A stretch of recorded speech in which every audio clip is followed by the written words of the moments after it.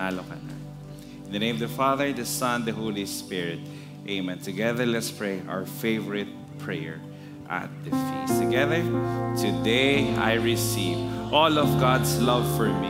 Today I open myself to the unbounded, limitless, overflowing abundance of God's universe. Today I open myself to God's blessings, healing, and miracles.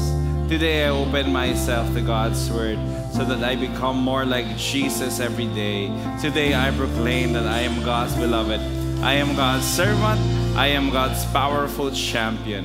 And because I am blessed, I am blessing the world. In Jesus' name, amen, amen. Let's honor God's word, everybody. Thy word is a lamp unto my feet and a light unto my path. Inhale. Exhale. Buhay pa? Malaban pa? For those who are here for the first time, by the way, can we give them a big hand? Maraming salamat po. For those who are coming back from the feast, kung saan ka man, mabalik ka sa feast ngayon, welcome home again. So maraming salamat po sa inyo, ha? Diba? Dedicated sa iyo yun. Okay.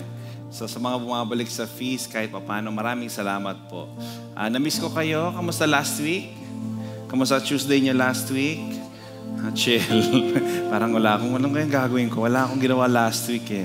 So, akala ko nga mawawala pa rin ngayon kasi nga transport strike daw. But for those who are here for the first time, we want to welcome you. So, we love Jesus in this place. So, we talk about Jesus and we are in the series of Messy Saints. And welcome sa mga first-timer because this is the last talk of the series. So, sige lang. Allow the Lord to speak to you in this last talk. So may bida kaming taong pinag-uusapan, si Paul. Yan ang pinag-uusapan natin. And the one big message for tonight is this. Naku, pag binasa niyo yung one big message, gusto kong sabihin sa 5 sa mga katabi ninyo, ha? Kailangan 5. Sige, the one big message tonight is this. You matter. Go! 5. Sige na. You matter. May iba, you matter to me. Grabe, may ganun pa. Talagang may style pa yung iba, grabe. You matter. Today we'll talk about Easter. Easter pa rin po. And the promise of the body resurrection of the Lord. Okay? This is the fundamental belief that we have. Jesus suffered, died, and rose again. Ulit, Paschal Mystery po yan. Ako, religion class. Jesus suffered, died, and rose again. Ang ganda ng framework na ito para sa atin. Sino dito in suffering? Ano ba? Talagang suffering sa mga bagay sa buhay, daming pinagdadaanan, daming binabayaran, daming left and right na ginagawa. Ay nako, suffering. Kami ngayon sa bahay, alam niyo naman ako, 1 asawa, 4 ang anak. Alam niyo pinaka mabigat na mangyayari sa mayroon kang 1 asawa at 4 na anak, ay yung wala kang yaya. Grabe yan. Suffering. And this is what I realized. Grabe ito. Mga past few days pa lang ito. Grabe pala talaga. Kailangan pinagdasal mo kung sino pinakasalan mo. Grabe. Kaya kung single ka tapos wala pa, pagdasal mo talaga. Huwag mong bibiglain. Lord, siya na lang. Available siya eh. Huwag. Pagdasal mo. Kasi hindi naman sa happy times lumalabas yung galing ninyong dalawa eh. Doon sa wala kayong choice. Kundi maging pasensyoso lalo. Yung mamahalin nyo lalo isa't isa. Yung iba-budget nyo yung meron kayong kakarampot. Ayan. Yun na. Pakitingnan ng mga katabi. Nagmamadali ba? Diba? Parang, iba sa inyo parang masyadong chill, no? Ay, nako. Suffering. Tapos ito, you die a lot. Ako. Para manalo ang iba. Ngayon, ako, kami nagluluto para sa mga bata. Kami. Pero tingnan niyo yung kapalit ng paghahanda namin sa kanila. Tingnan niyo yung mga itsurang ito. O, diba? Diba mo? O, diba? Meron silang picnic araw-araw. Paglabas. So, habang nagpipiknik sila, ito, sa atin natin, hindi ko pinalam sa asawa ko. Pinicturean ko siya habang nagpupunas siya ng window. O, diba? Mas halong mahirap sa kanya kasi all her life, literal, all her life, hindi niya kasalanan, hindi kasalanan ng asawa ko. All her life, they had a helper. All her life. Because they can afford, tapos may yaya and all. Ngayon, ay nako, thank you Lord. Ang hope is makakaraos din. Pakitin ng mga tabi, di ba? Makakaraos din yan. Di ba? Are you going through something right now? Ako, napakaliit lang sa amin, pero alam ko iba sa inyo, mas matitindi pa ang mga pinagdadaanan. Kaya suffer, death, resurrection. Suffering, death, resurrection. Magandang framework ito sa buhay, promise. Suffering, death, resurrection. Nasaan ka ngayon? Suffering, death, resurrection. Why am I asking this? Why?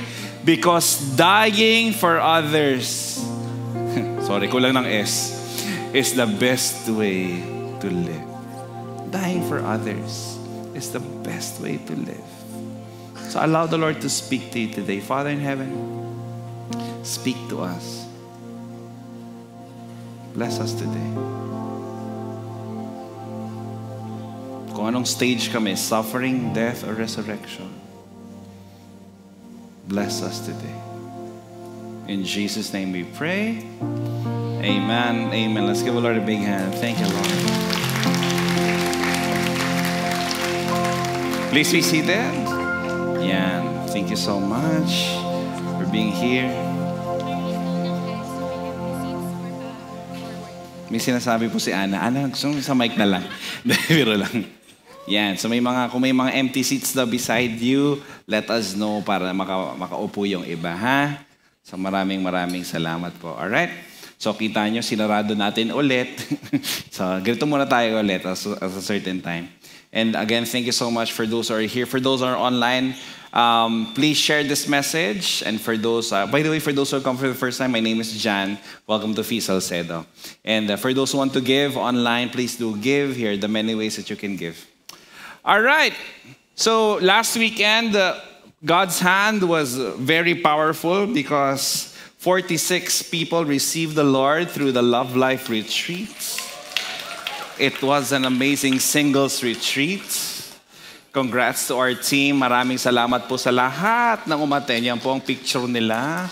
Di ba, tuwan-tuwa naman sila. Sorry naman, iba sa inyo, nakaharang ako. And I want to start by showing this video to you. Sige, go.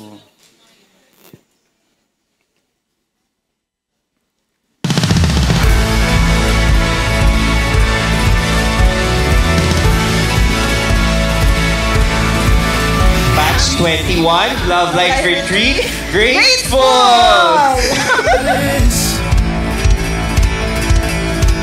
To bring the world from nothing to a beautiful collage. What's the formula of true relationship? You love God above all else. You love yourself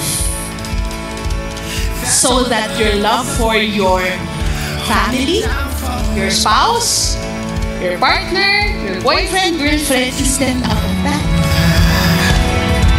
The good Lord is dwelling here. You know what? God is like that.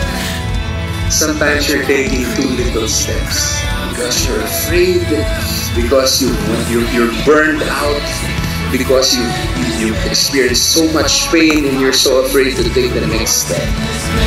We're singing, we're dancing, we're filling this space. Lord, our praises, the Lord's in this place. Let's sing of His goodness, the Lord's in this place.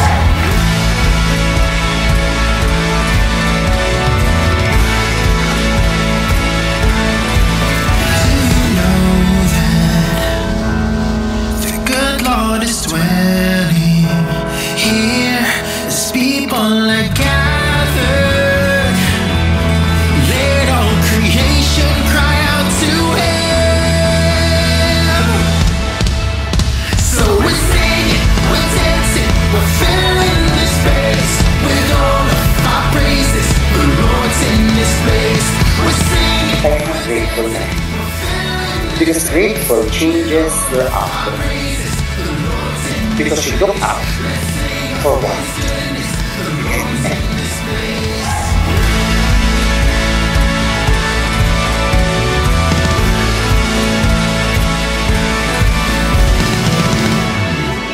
All right. Thank you so much.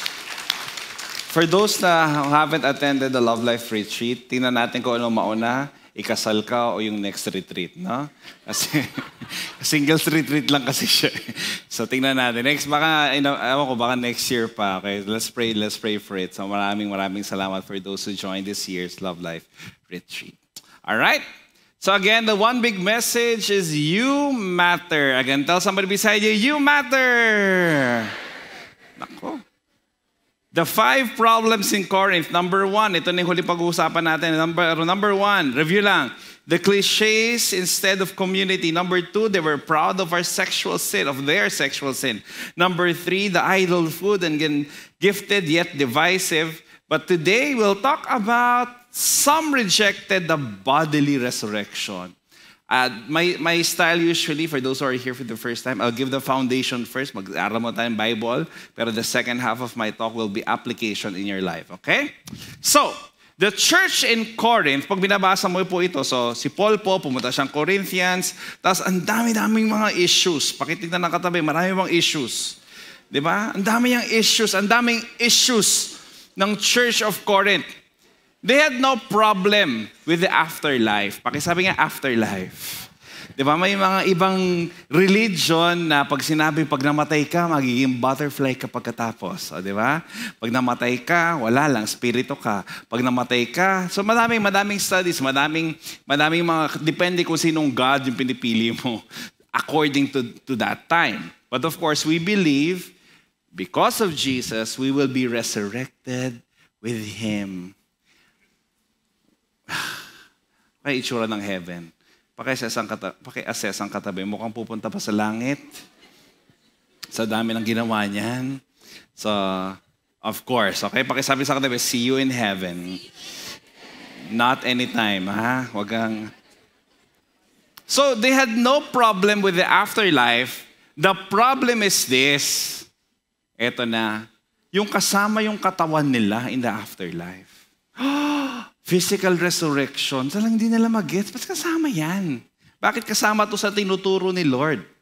For this group of people, the idea of bodily resurrection was embarrassing.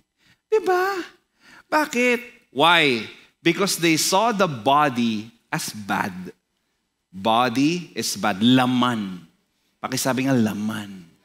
Yan lang. Pag sinabi mong laman, masama. Pero pag sinabi mong soul, maganda. So, ibig sabihin, wag mo nang masyado pakialaman yung body mo. Okay lang yan. Basta yung soul mo, okay. At least, yan yung turo nila sa Corinthians. That's why Paul had to step in. The problem is this. If they don't accept that Jesus was resurrected, they don't accept Easter. Hindi nila ma-accept na si Lord, He was able to resurrect from the dead with His body. And of course, St. Paul had to address this problem. Because if they don't believe in Easter, they don't believe in Jesus. So let's see now, anong pinag-usapan nila. So he told them the kerygma. Everybody say kerygma. Pag tingnan niyo po ang kerygma means the proclamation of God's word. So let's see. For what I received, I pass on to you as of the first importance. Anong first importance? That Christ died for our sins. Pakisabi, sins. Yan, according to scriptures. That He was buried and He was raised on the third day according to the scriptures. So yan, Paul was telling them, hindi lang siya namatay. Nabuhay din siya. The same body that was laid down on the tomb was the same body that rose from the dead. Kaya makikita ninyo, sabi niya, kung makikita niyo si Jesus that time, talaga nandun pa yung mga sugat niya. Di ba? Nandun pa yung mga sugat niya. May makilala kayong taong nasugatan sa buhay. Tapos makikita mo, bakit siya magaling? Bakit siya ganun magsalita? Bakit ganun yung tindig niya? Bakit ganun nalang paniniwala niya sa buhay? Ay, nasugatan dati yan.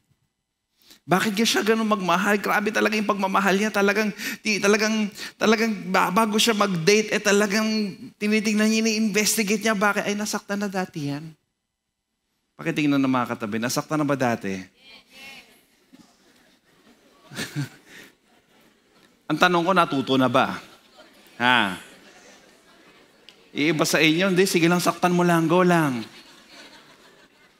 Di ba? Alam niyo, natatawa pa rin ako. Natatawa pa, hindi naman ako sobrang, sorry, hindi pala term natatawa. Nababahala ako. Bakit may mga taong nasa scam pa rin? Di ba? Dati, pag nag-invest ka, next week, 3 times na to. Uy. 1998, na-scam ka. 2024 na, hoy. Diba? Parang yung promise na hindi ka pa natuto.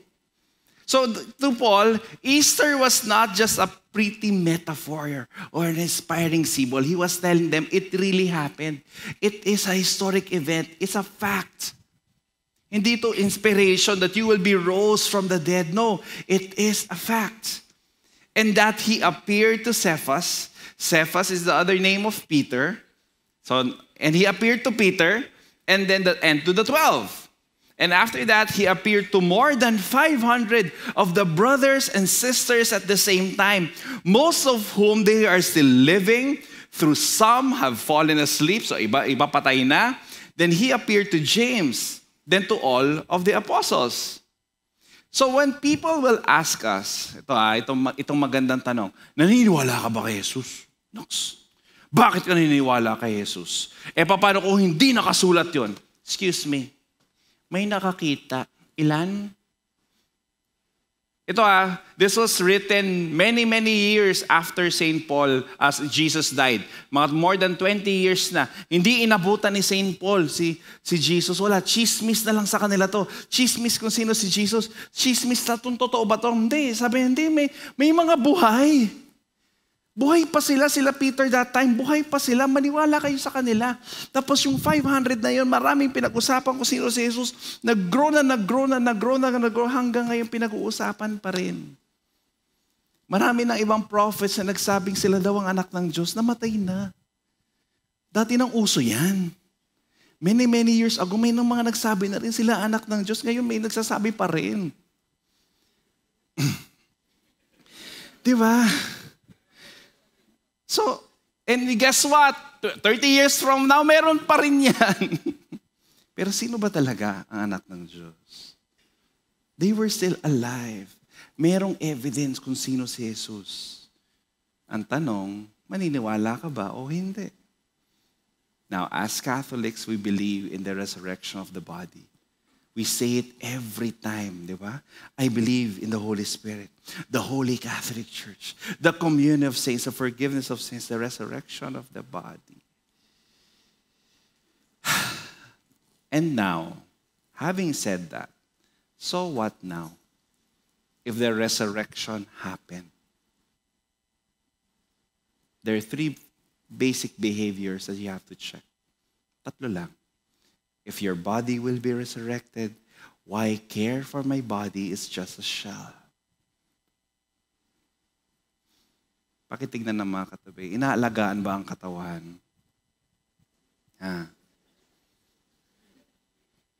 Ba't kinakatingin sa akin? Di ba? May kilala kayo na hindi inaalagaan yung katawan. Yung 4 hours lang matulog. May kilala kayong ganon? Itutulog na lang, mag-Queen of Tears pa. Kasi sayang Wala namang mali manood. Pero pwede namang, nandyan lang man yan hindi naman mawawala yan.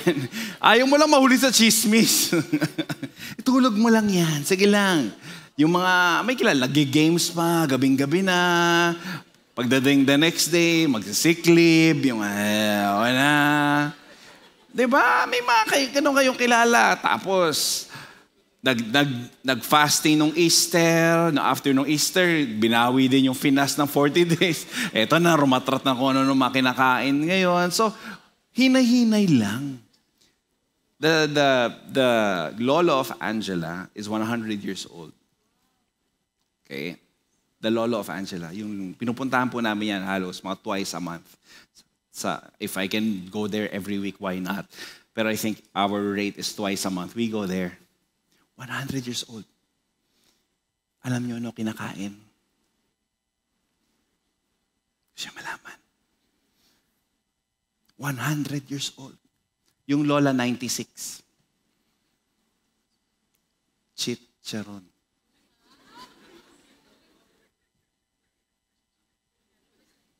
Pero isa lang.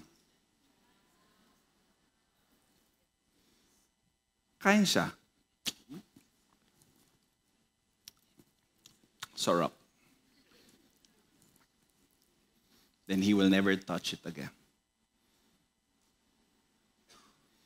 May kilala kayong isang pack na hindi pa enough. Yung wala lang, sarap dito. Di ba? Parang, di ba? Walang tigil, pre. Tapos pagkatapos mag-chicharo, chippy naman. Chippy. Alam mo yung finale, Coke. Yung talaga yung napakalamig. Woo! You know what I realized? Tinatanong ko si Lola na lang kasi nakakausap ko ngayon eh. Parati ba kayo may chicharon sa pagkain? Oo. Parang takot-taka siya, nagtatanong ako. Oo, bakit? Wala naman po. They always had that. Pero, isa lang. Per meal. Minsan, kakagat ng isa, pag merienda. Alam mo yun, hindi siya yung ubos. Lahat, parang ako. yung marami. Pero, okay na. Contented na siya. Kasi alam niya, food is just there to keep them moving forward. Kumakain para maging malusog, hindi para mabusog. Ulitin ko ako. Para sa akin tuntok na to. Hoy, ina yung tawa mo, grabe. Yung tawa, yung kain mo, para malusog, hindi para mabusog. Grabe. Mga natutunan mo sa mga 96 at saka 100 years old. No. Pakitignan ng katabi. Mukhang kakain na ba ng tama yan? Ha? May mga kilala din naman ako. May mga kilala naman ako, super grabe, talagang gulay forever. Okay din naman, sige lang. Sana masaya ka sa buhay mo. Diba, hindi kita ginajudge. Ayaw lang kitang kasabay kumain. Never lang. So yun yung isa. But can we go deeper? Ang deeper doon, yung hindi inalagaan yung sarili niya sa pagkain, pero meron din naman kayong iba na kilala na hindi nila nirerespeto ang sarili nila. Kung mong tignan, ikaw, mag-reflect ka lang muna sa'yo. Tinignan, ikaw yun. Diba, look at your decisions. The decisions that you make each day. It's a reflection of you respect yourself or not. If you have a deeper self-respect. Sorry, ang hirap itok nito, pero yung kilala kayong binababoy sarili nila, pinipili nila ang mali, okay lang yan. Wala naman kami nasasaktan. Yun, mas malalim. So, ano sabi ni St. Paul? But someone will ask, how are the dead raised? With what kind of body will they come? Tama nga naman, di ba? Tama yung tanong nila. How foolish!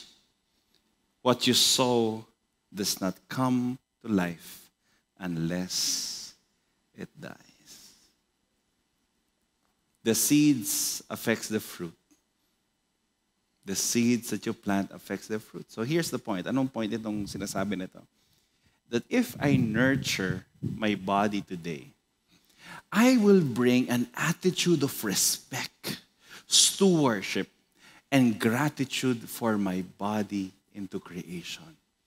So if lusog, nurture, lusog. If I nurture my body, if maganda yung pangatawan ko, maganda yung attitude ko, may respeto ako sa sarili ko, tapos aalagaan ko siya. Pinahiram lang sa akin tong katawan na to, and I'll be grateful for my body. There's this gratitude that it can bring good to society. Are you good for the society? Pakitingnan ng katabi. Okay pa ba sa office yan? Pumapasok pa siya on time? Ang lunch break ba niya? 1 hour lang talaga. O iba 2 hours na. Ayaw pang bumalik. Diba? 5 hours. I have a client right now. Sabi niya, Jan, kakusapin ko isang, paano ko ba sabihin to? Parang sabi niya, Jan, can you please fix our culture? Like, yeah. Jan, can you please fix our culture? Sabi ko, sir, what do you mean? What culture? Kasi, dati, pag pinagalitan kami, kasi he owns this company, pero minana na niya from his dad. Dati pag pinagalitan kami ng dad namin, inaayos namin. Iiyak kami, pero lalaban kami the next day. Aayusin namin. Ngayon, pag pinagalitan mo,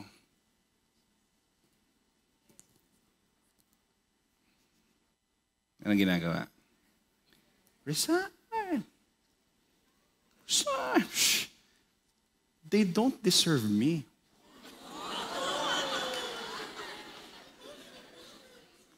Yun na yung tema ngayon. Kaya hindi mo pwedeng pagalitan. Diyan. Just 1 week, 22 nag-resign sa amin. Bakit? Napagalitan ko eh. Can you please fix us? So, ano gagawin ko? Sige nga, suggestion. Sige, go. Ano suggestion niya? Diba? Good luck. Usap, one-on-one. Ayusin, ano bang kultura, ano bang mission, vision. Hindi balanse. Malamang hinanap ko yung pera. Umiyak, nag-resign. Well. See? May epekto kung anong tingin mo sa sarili mo. Your body is a temple of the Holy Spirit. Your body is a temple. Pakinadya ang katabi, pakisabi, you are a temple. Diba? Yung iba basilika. Parang ako. Number 2 is this. So, body. So, kailangan may respeto ka. It's not a shell. It's a temple of the Holy Spirit. Number 2 is this. Why help the poor? It's the soul that matters. It is one of the things that St. Paul want to address. Why? Because the church of Corinth was not helping the poor. May kilala kayong sophisticated, aral, affluent, rich. Yan, kung may kilala kayong ganon, baka taga-Corinth ka dati. Yung mga magulang mo at mga forefathers mo. Kung minana mo yung wealth mo, malamang dun yan galing. Talagang grabe. Sobrang yaman ng Corinth. But the problem is they were not helping the poor. They did not care for the poor. Hindi man lang sila magbigay. Walang almsgiving. Wala. Tapos ito yung konteksto nila. Bakit ako magbibigay sa mahirap? Bakit ako magbibigay ng material things? Temporary lang din naman yan. Next. Yung poverty nila, temporary lang yan. Kasi hindi naman importante kung mahirap o mayaman sila sa mundo eh. Ang importante, malinis yung souls nila. Yun na, patay ka. Yung soul nila yung mahalaga. Yung katawan nila hindi masyado. Yung needs nila. And St. Paul again addressed this. Sabi niya, there's no division in the body. But the parts should have equal concern for each other. If one part suffers, all the part suffers with it. Pag nakikita mo naghihirap yung isa, naku, dapat hindi ka maging komportable. Tulungan mo din. This is one of the reasons why we have the feast. Di ko naman tinatanong anong issue mo, di ba? Pag pumapasok ka dyan, mahirap ka, mayaman. Tutut. Di ba? Masaya ka sa trabaho, hindi. Lahat ng mahirap dito, lahat ng mayaman dito, lahat ng masaya sa trabaho dito, lahat ng hindi doon. Di ba? Ang dami dito niyan. Pag ganon. Walang division. Lahat tayo isang katawan. Lahat tayo. And that's why the feast is here to help for the poor. Maraming ministries ng feast. Ito, pakita ko some of our pictures. It has always been the heart of Brother Bo. Ang Anawim. He's always been in his heart. May process ng ngayon. Dati, kumukuha lang sila ng elderly sa streets. Imagine mo, may van lang si Brother Bo dati siguro. Tanda, may bahay ka? Wala, pasok ka. Na-imagine ko na paano ginagawa ni Bo Sanchez dati to. Ngayon may DSW din ang kasama, may papeles na. So pag wala talaga siyang mapupuntahan, wala siyang bahay, we have, sige, go to Anawim. Grace to be born is here. Ano ang grace to be born? Ang grace to be born is that nabuntis sila, di nila gusto yung pagkabuntis nila, and they were planning to abort the child. Instead of aborting the child, sabi ng grace to be born, kami na lang sasalo. Tama na yan. Sige na, go. Again, may process sila ulit. Jeremiah Foundation. Kaya nakatakip yung mga mukha ng mga bata kasi they were abused. They were raped and contemplating to commit suicide. Ano pa? Ito, pastoral care. Si Dr. Ichel Alignay. Ang dami dyan. Sabi niya, Jan, pwede bang sabi niya ganito, Jan, can you please help us na pakainin naman yung mga volunteers. Ang daming tawag the past 2 years, 3 years. Tatawag sila 725-9999. Pag tumawag 725-9999, maraming sumasagot. Ang daming concerns, mentally, suicide concerns. Natawagan nila, pinagpipray nila, pinupuntahan nila. He Cares Foundation pang street kids. Tapos may cancer din tayo sa may mga cancer patients. Pag-asa ng Pamilya Scholarship. Of course, Feast Media and Prison Ministry. It was built for the church. The feast is built for the poor. Let's go outside the feast. Alam niyo naman, pumunta akong Quiapo Church. First time ko. Sinong nakapunta na ng Quiapo Church? Quiapo Church, di ba? Quiapo Church. First time ko sa Quiapo Church. So, hindi naman first time na alam ko lang may yung Quiapo Church, pero wala kasi akong mahanap na parking. Kaya hindi ako makapark doon. Wala akong alam. Tsaka meron akong judgment na pag pinark ko somewhere to, hindi ko na makikita. So, gano'n ka judgmental sa lugar na yon. So anyway, so I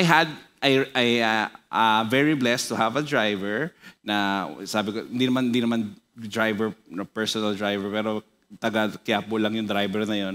Sabi ko sa kanya, pupunta akong Quiapo, pwede mo ba ako i-drive? Sabi niya, sure sir. Drive niya ako. Alam, may mga parking lot naman pala na walang mangyayari sa kotse mo. So alam din niya kung saan. So pumasok ako doon, grabe. 3:00, 2:00 ng hapon, ang daming tao. Ang dami. Dagsa yung pumapasok sa Quiapo. Hindi ko malabas yung cellphone ko, basta. Ang dami. Ang dami talaga. Ang daming tao. Talagang sabi ko, Lord, grabe yung mga nagdadasal dito. Alam niyo pa saan mas marami? I was there in Quiapo, pero hindi naman ako nandun para mag-pray. Nandun ako para interviewin si Father Jesus.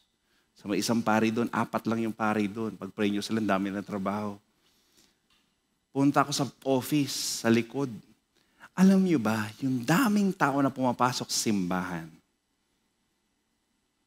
ang daming tao sa likod ng simbahan.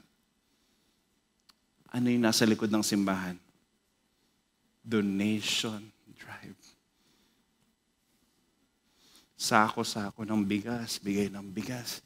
Puna si kuya, bigas, ramen po. Sige po, ito po, may ulam dito. Tapos sako pa daw ng bigas. Tapos mamaya-maya may papasok yung donor. Yung donor papasok, may sako-sako pa rin ng bigas, i-account. Tapos lalagay doon sa warehouse. Tapos sa warehouse, sa sako-sako. Tapos pila. Grabe, ang ganda ng sistema sa likod.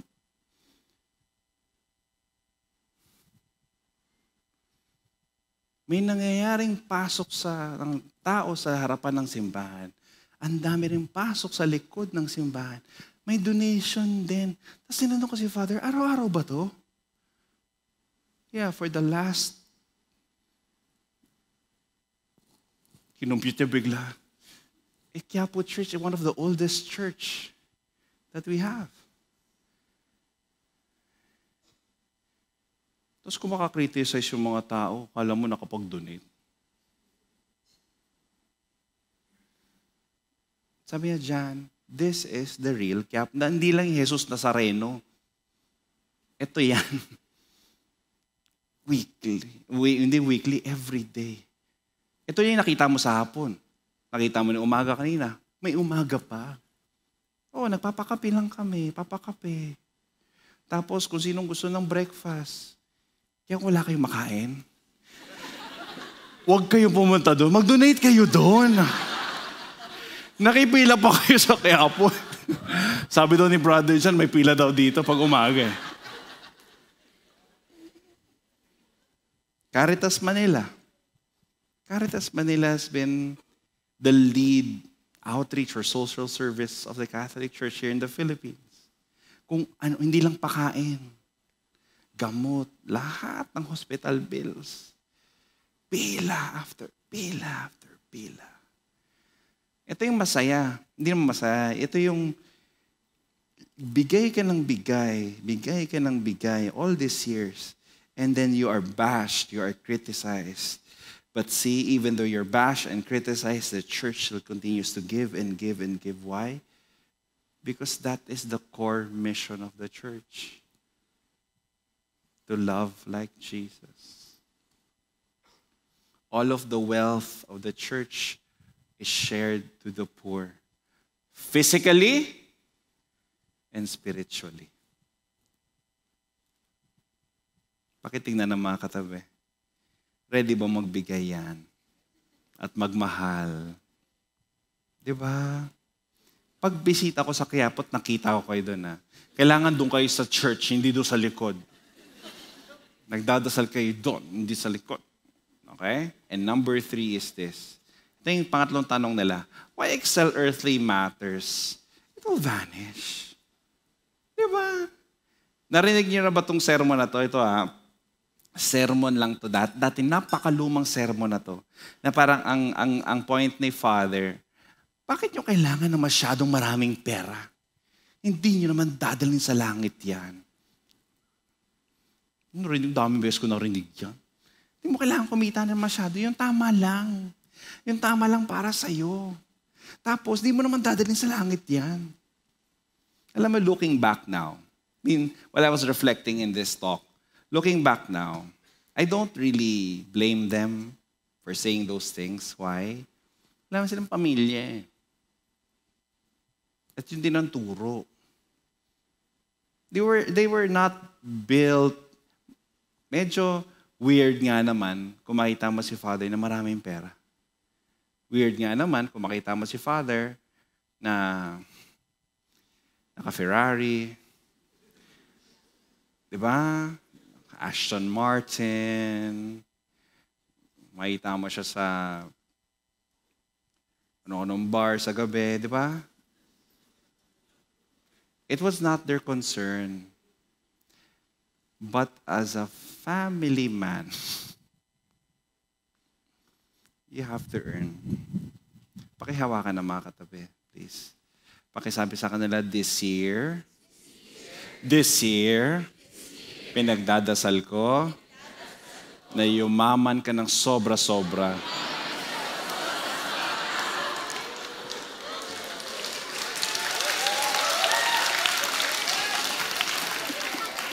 Sa dami ng sinabi ko, yun lang yung pinalakpakan nyo.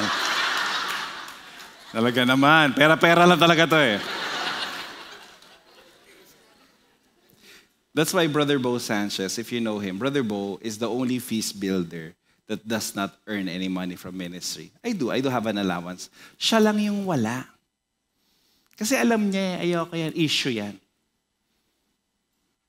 Siya wala. Wala siya. Tapos ito pa sinasabi niya sa amin, naalala ko talaga to eh, John, ito yung allowance mo sa Light of Jesus, ha? Grabe, Accenture po ako galing eh.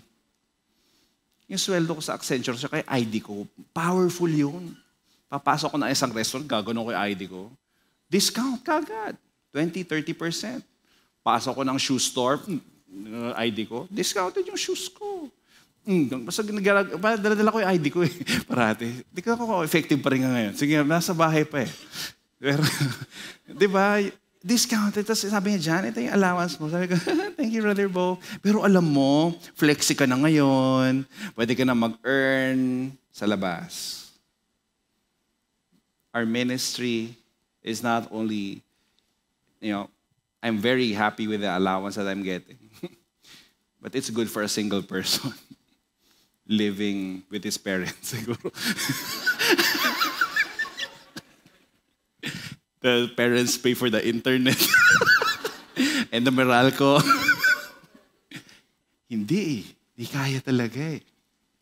Hanap ka ng trabaho sa labas. Labas ka.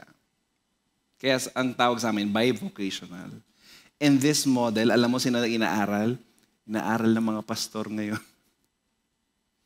Ang mga pastors kasi natin, mga pastor niyong kakilala ko noong church, mag-mention kayo noong church, the ministry, the church supports them full-time. Grateful naman ako kay Bo. He supports me emotionally. He prays for me. And then, of course, I have to work. Ministry and work, bivocational. That's why you'll see feast builders na insurance agent, feast builders na real estate agent, real corporate speaking, training. Yan ang trabaho namin. Now what am I saying? I love Jesus when I do work. And your work, my dear brothers and sisters, is sacred as well. Yung ginagawa mo, kahit na parang nakakainis yung customer mo, i-follow up mo. May mga kilala akong ganyan eh. In-explain mo na kung yung produkto, hindi pa rin na-gets after the 10th time. I-explain mo pa rin sa kanya. Hindi mo siya susukuan because your work is sacred. Pakisabi sa katabi, your work is sacred.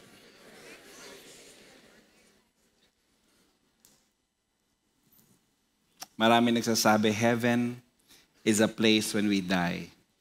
Narinig ba yan? Heaven is a place when we die and then you go there.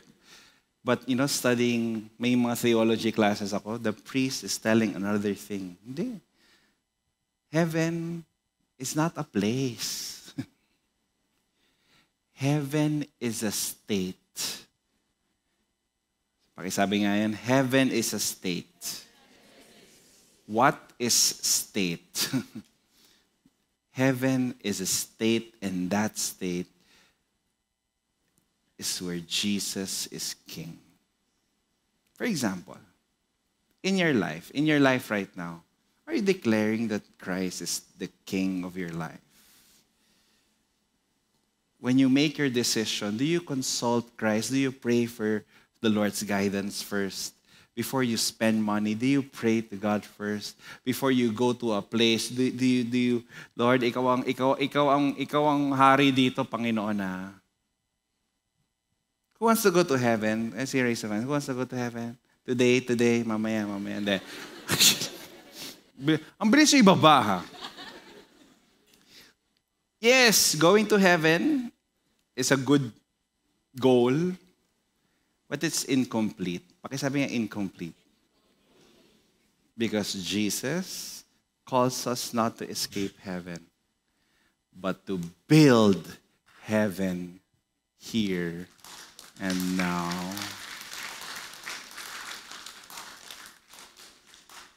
Kaya importante yung body, importante din ang soul. Importante ka ngayon.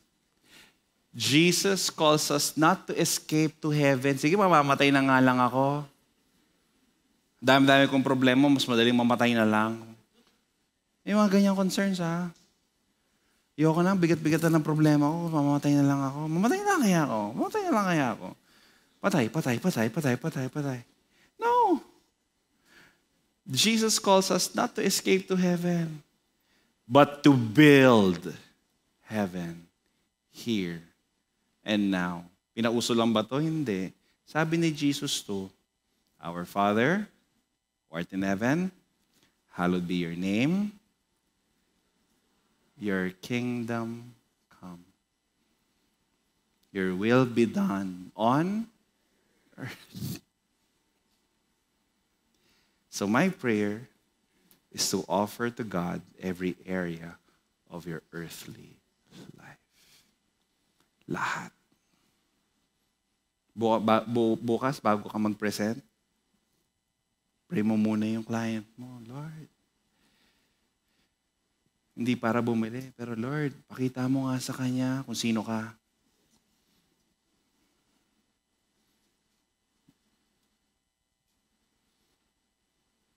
Pinatawag ka ng boss mo. Nakakainis yung ganun, no? Pinatawag ka, nag-text, come here to my office. Tinuturuan namin yung mga boss, may training kami yan. Alam mo, kung boss ka, pag pinapatawag mo yung staff mo, sabihin mo na yung reason bakit mo siya pinapatawag. Iba, come to my office now, ASAP. Are you ready to receive a call? Receive a call. Sabihin mo na bakit mo siya tatawagan. And you know what? Nung we're training a certain company, mas gumanda na yung communication nila. Mas tinatawagan na sila. Mas pumupunta na pag-meeting. Anyway, so side lang yun. Offer to God every area of your life. Amen? Can we all stand, please? Sige, offer to God every area of your life. But yeah. Paki dig deep into your hearts. As the worship team will help me end this tonight. Alam niyo kami mag-asawa, we decided, matagal lang kaming nagpe-pray. Pero parang this year, since ang lalaki na nga ng mga anak namin, may 1-year-old kami, may 5-year-old kami, so 5-3-1 yan. Next year, 6-4-2. Ganun lang, may 8-6-4. Anyway, so ganun may mga gaps yan. Tapos nakikita namin, lumalaki na sila, si Mateo, kailangan, yung 14-year-old namin, kailangan na yung sariling kwarto. Naiinis na siya na may mga kasama siya sa kwarto. Ngayon, naiinis na ako kasi mag-isa na lang siya. Di ba? Nagti-teenager na eh. May sarili ng, I want my life, you know, Dad. Umarap ka ng bahay mo. Parang gano'n. You want your life pala. So at the start of the year, Angela and I decided, sige, let's move out of this small house that we have and just, look for, a little bigger house. Just to breathe. Kaya nakita niyo kita yung picture ng mga anak ko kanina, may konti na silang picnic sa labas. Wala kaming ganoon. Kasi nga, well, we're grateful for the house that we have. Pero I think it's time. So ito nakakatawa. April 1 yung start ng contract namin. Pray kami. Ito talaga yung house na gusto namin. Ito na. Nung nalaman ng yaya, naalis na kami. Nung January pa lang ito. Mag-resign na po ako, sir. Sabi ko, magre-resign. Diba, may sarili ka ng kwarto doon. Sa'yo na yun. Ano bang gusto mo? Diba? Ayaw, sir. Pagod na ako. Sige, pwede ko maghanap. So, nag-hire kami. 2. Ito na. So, 3 na sila. Dami kong pera, no? So, 3 na sila. Nag-resign na 1, 2 natira. Yung 2 yung natira, ito na. 2 weeks. 1 week bago maglipatan. Nag-resign. Hindi nag-resign. Lumayas. Sabi ko, sayang naman. Hindi ko pa siya napagalitan. Walang time eh. Kasi nga, impake. Hindi ko pa nga masyadong nakausap yun. Hindi ko pa nga nabigyan ng yaya rules eh. Wala. Ginawa lang kami pamasahe. Siyempre, nung wala yung isa, mag-isa na lang siya. 2 sila. Okay sa math? Okay pa kayo sa math? Isa na lang siya. The day before the flipatan, March 30, nagpaalam, sir, uwi na ako. Sabi ko, bukas yung lipatan eh. Hinire kita para dito. Ayaw na. Ayun lang naman gawin ko. Ilak ko lahat. Hindi pwede. Diba? Natulpo naman ako. Okay lang. Gusto mahatid pa kita kay Tulfo. kliyente kasi namin. Anyway. Nag-resign. Guess what? Sino nag-move? Papasalamat ako kay Charlie at Raymond. Sabi ko, di ba wala kayong gagawin? Yung talaga sabi ko, wala kayong gagawin, di ba? Wala, sir. Kung meron, wala. Di ba? Wala. Tulungan niyo naman ako. Ayan, tulong. Move. Grabe. One of the stressful moments of your life is moving houses. Di ba? Sa mga nakakaintindi dito. Maglipat ng gamit. Box after box after box. Paglipat mo, nasan nga bang box yun? Ano nga? Lipat. Hirap. Wala pa kami internet ngayon. Tapos sabi ko, hanapan mo naman ako. Sa nag-resign, hanapan mo naman kami dalawa. Ayun, may na-hire kami. Pinapunta namin. Ayun. Kahapon nagsabi, wala pang 1 week, sir. Sweldo kahapon. So, nagbigay akong sweldo. Sir, hindi na po namin tatanggapin. Bakit? Libre. Alisa po kami. Hindi nila kaya pala. Hindi pala nila kaya ng mga bata. Sinabi ko yun nung interview eh. Hindi daw nila kaya humabol sa mga bata. Anong gusto mo? Nakatayo lang. Siyempre, tatakbo-takbo yan. Habulin lang. Diba? Hindi, sir, hindi namin kaya yung trabaho na 11 o'clock natutulog eh. Inisip ko, 11 o'clock. Kailan ka ba huling natulog ng 11 o'clock? Nautusan ka ng 11 kasi gising ka pa. Ayaw po namin, sir. Yung isa, gusto niya, pero alis ka na eh. Alis na rin ako. Sabi ko talaga. Tapos ito pinakakatawa. Sabi ng isa, sir, kala ko kasi 9 to 6 lang trabaho ko eh. Sabi ko, alam mo yung nasa utak ko, yung mga sinasabi nyo ngayon. Wow. Hindi helper ang in-applyan. Amo. Gusto mo ba? Mag-boss ka na lang kaya. So, tinatawanan ako lang, pero grabe po talaga, stress. Alam mo, sobrang stress ko kahapon, dumugo yung ilong ko habang nagbibigay ng talk. Imagine mo, nagtutok ako, text ako ng asawa ko, umalis na yung dalawa. Ha? Habang nagtutok, biglang dumugo yung ilong ko habang nagtutok. First time ko Mudugo ba? Hindi kaka-English. Dumugo. Ay, grabe ito mga tao.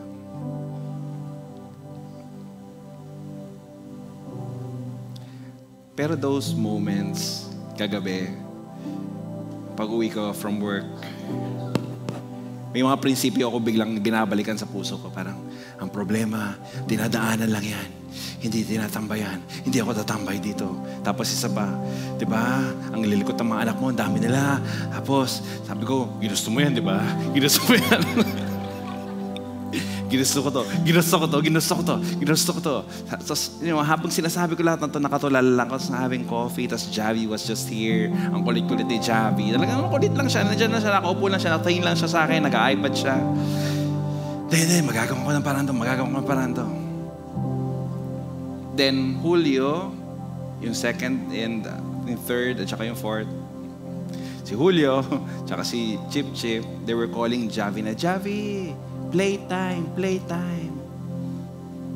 already. So, narinig mo, sasabi ko kay Javi, yeah, go with your brothers. It's playtime. And Javi looked at me and said, it's okay, Dad. No, go up. Playtime. Sabi niya,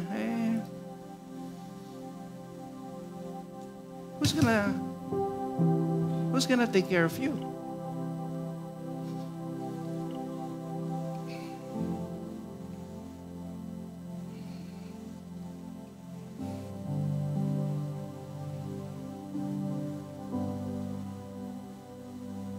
He stayed. Sabi niya, they're fine. I can stay here. Siyempre, hindi ko alam kung anong reason niya talaga niya. Kung puro na ayaw niya i-share yung iPad niya. Pwedeng ayaw niya i-share yung iPad niya sa mga kapatid niya. Di ba? Yung parang ako lang nandito, wala, tahimik ako. But no matter what his reasons were, parati kong pinapagalitan to Kasi siya pinakamalakas sa lahat, mga magkakapatid. Siya ang pinaka-brusko. Walang ambag to nung lipatan. Wala, kulit lang. But at that moment, he knew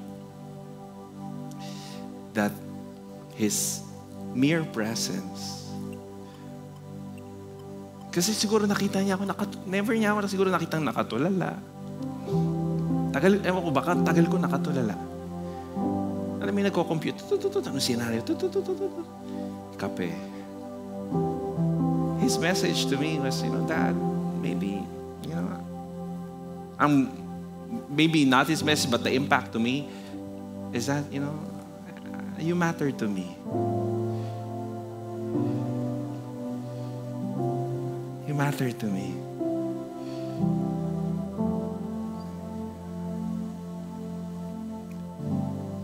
You know what, Jesus? Kahit nagtatampo ka sa Kanya, kahit di ka na nagdadasal, kahit ang dami mong issues left and right, kahit hindi pa natutupad yung mga dasal mo, or hindi pa nasasagot yung mga tampo mo sa Kanya, parang tagal-tagal na ito. He wants to remind you, Jesus lived for you, died for you, and rose the grave for you, because He tells you and wants to tell you right now that you matter to Him.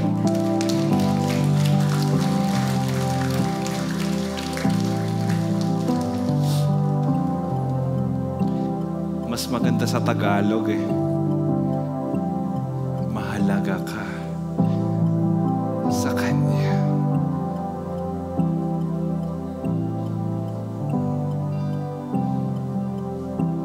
Mahalaga ka.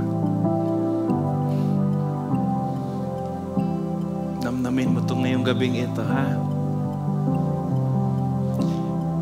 Kahit parang feeling mo talong-talo ka sa buhay.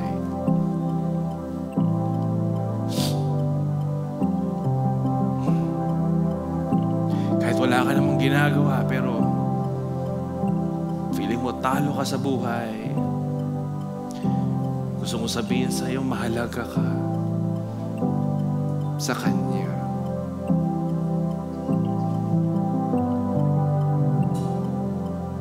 Put your hands over your heart, please. Allow the Lord to speak life to you right now. Allow the Lord to embrace you, to comfort you, to whisper to you, to remind you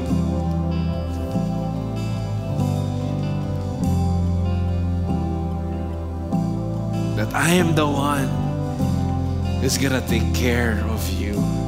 I am taking care of you. I am taking care of that problem. I am taking care of that issue. I am taking care of that concern. I am moving mountains left and right because you matter to me. Mahalaga ka sa akin. Mahalaga ka sa akin. Gagawa natin ang paraan yan. Yes, important and resurrection, but here and now, you are important to me.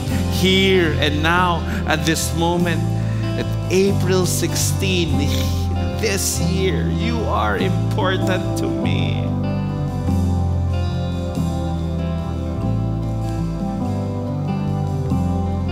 The question is, am I important to you as well? And I say yes to that, my Lord. Yes, Jesus. So, Father, I give you everything. And I know that you're sovereign above everything I'm going through. That you will clear the heavens, that you will move mountains left and right, that you are here with me. Miracle upon miracles will happen in the next few days because you are with me. Your provision will be with me. Your love will be with me. Healing will be with me. You, Jesus, will be here with me. You are here with me now. This is my faith declaration. In